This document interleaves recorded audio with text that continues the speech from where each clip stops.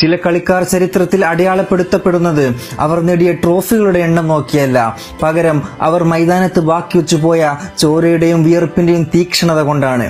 Football ചരിത്രത്തിന്റെ താളുകളിൽ സ്വർണ്ണലിപികളാൽ എഴുതപ്പെട്ട അങ്ങനെ ഒരു കാൽപന്തിന്റെ കാവ്യമാണ് ഗബ്രിയേൽ ഒമാർ ബാറ്റിസ്റ്റുട്ട അഥവാ ബാറ്റിഗോൾ.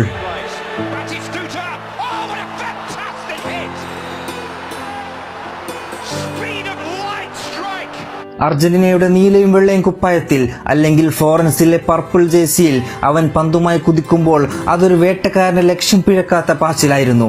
കാറ്റിൽ പറക്കുന്ന ആ നീണ്ട മുടിക്കൂട്ടവും ഗാലറികളെ പ്രകമ്പനം കൊള്ളിച്ച ആ സിംഹഗർജനവും ഇന്നും ഫുട്ബോൾ പ്രേമികളുടെ മനസ്സിൽ ഒരു വിങ്ങലായി അവശേഷിക്കുന്നു.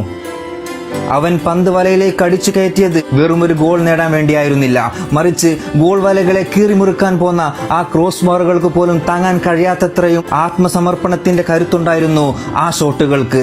അതുകൊണ്ടാണ് ഡിഫൻഡർമാർ ആ കാൽക്കരുത്തിന് മുന്നിൽ ഭയത്തോടെ വഴിമാറിയത്. പക്ഷെ കാലം എത്ര ക്രൂരമാണ്.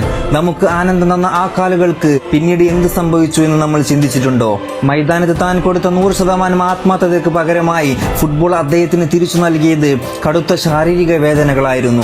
കളി നിർത്തിയതിനു ശേഷം കട്ടിലിൽ നിന്ന് എഴുന്നേൽക്കാൻ പോലുമാകാതെ തന്റെ കാലുകൾ മുറിച്ചു മാറ്റാൻ ഡോക്ടറോട് കെഞ്ചിയ ഒരു ബാറ്റിസ്റ്റുട്ടയുണ്ട്.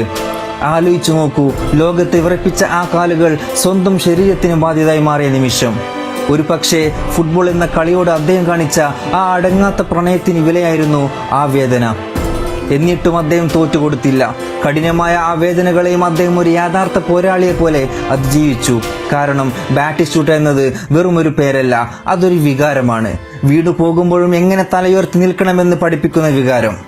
ഫുട്ബോൾ ഒരുപാട് രാജാക്കന്മാരും തന്ത്രശാലികളും ഉണ്ടായിട്ടുണ്ടാകാം, എന്നാൽ കളിമൺ കോട്ടയിൽ വിസ്മയം തീർത്ത സിംഹത്തിന്റെ ഹൃദയമുള്ള ഒരു രാജാവേ ഉള്ളൂ. അതാണ് ഫ്ലോറൻസിലെ ആ പ്രിയപ്പെട്ട ബാറ്റിഗോൾ.